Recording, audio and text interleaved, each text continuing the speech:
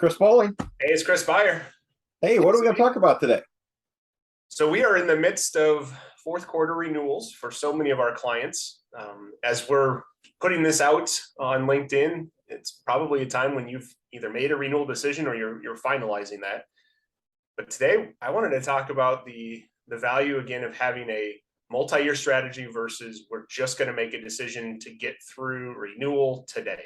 Yeah. That 1 year versus multi-year. You and I have talked a lot about the value of putting 3 to 5 years out in the future. Where do we want our benefit program to go? And Yeah. coming back to that each renewal or as we have things happen. But as you and I have been going through renewal conversations and pre-renewal conversations, over the last several months, what have we run into where an employer tried to make the quick decision versus the multi-year strategy, and what advice do we have?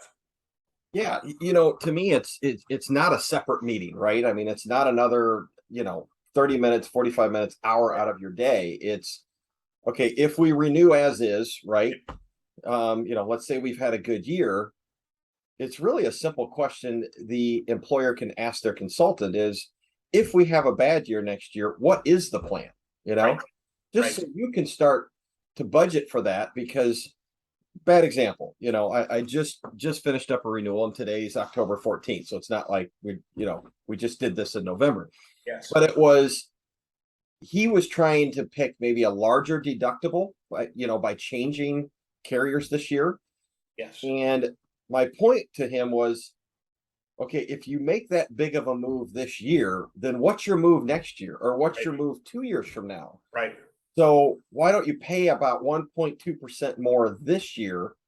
And that Keep gives us a that still little out there. room for those next years, Right. versus, bad example, you buy a $4,000 deductible. Well, shoot, where are you going from there? Six, Yes. So, just ask the one more question. If I make this decision to do this year, what do you see us doing next year if we have a bad year? That's a really good point. You and I spend a lot of time outside of renewal season going through compliance category. We talk about employee communication. We're doing education. We're working on technology. We're putting in new programs to help save costs.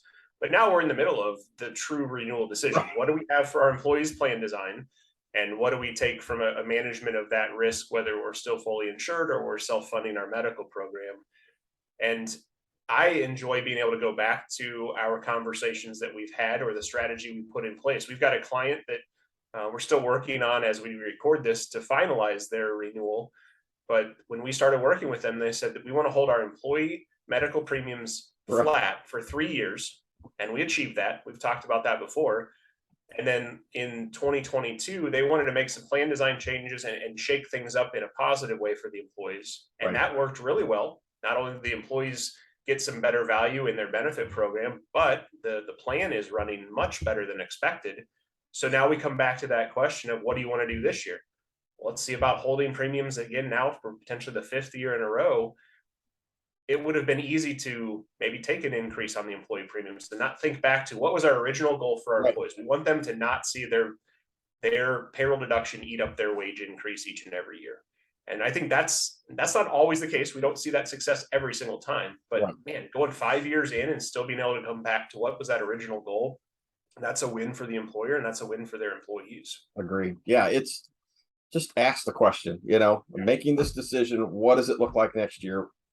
What could it look like, 3 years from now? And Right. again, we both know a bad claims year can throw that strategy right down the drain. Yeah. But if And, you don't and a have that, crazy good year. I know you and I talked a few months ago about what's coming for renewal cycles, and we've seen some really bad ones. yes, Also seen some gifts. We've seen some yes, carriers and some insurance companies throw out some numbers that I'm like, there's no way that is the right number. So we should probably take that. yeah, And this is a year we get a breathing room because next year we're going to go back to that strategy. But again, we had the strategy so we can make that decision of do we pull the trigger this year for this or do we continue on as is?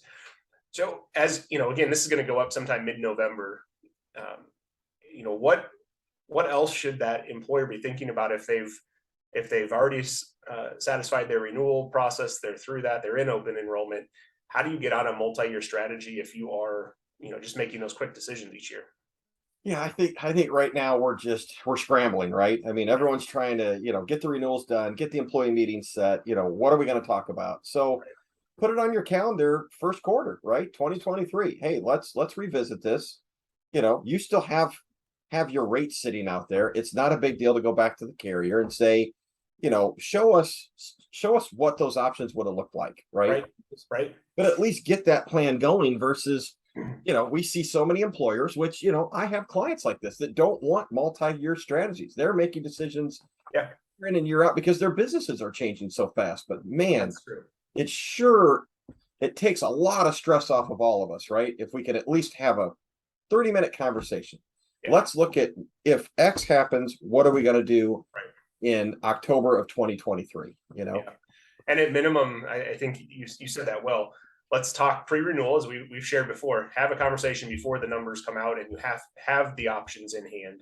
And then if you are really wanting to be more forward thinking, that quarter after you finish your renewal is the best time to start planning that strategy, so that you have a full year to start putting some of those Right. things in place. Well, and we may have to put some things in place throughout 2023 to really achieve that, right? I mean, Yeah. it could be claims reduction strategies, it could be education, it could be many things, but yeah, have that conversation as early as possible if you're not having it already. Yeah, well said.